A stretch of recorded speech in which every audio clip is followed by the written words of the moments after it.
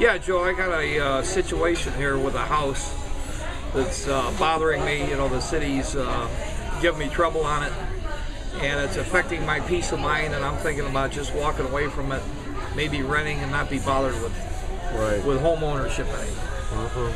So what would be your solution in dealing with something like that in order to keep my peace of mind and keep my sanity about me as I deal with the city and try to make a decision whether to just dump the house and rent or maybe buy another house in a different community or what would be a good... There's a famous saying that says, wherever you go, there you are.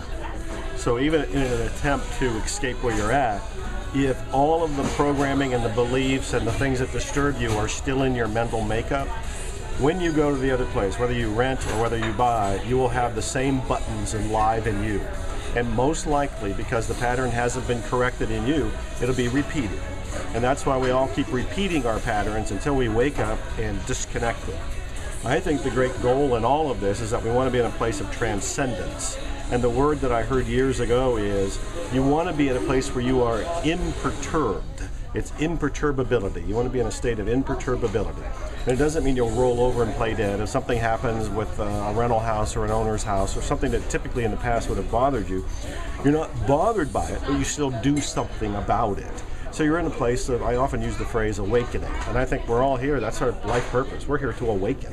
I made a whole course to try to get this point across. There's 4 stages of awakening, and most of us talk about, I got to do this as a victim to get outside of being a victim, not knowing that you can actually resolve all your problems right here and right now by finding the place of peace first. When you come from that place of peace first, most of the stuff that bothered you won't bother you, first of all. And then second of all, most of it's just going to dissolve. It'll self-correct. You know, I'm wearing this t-shirt, I don't know if you can see it, it says GF, which could mean gangsters first, but it also could mean God first.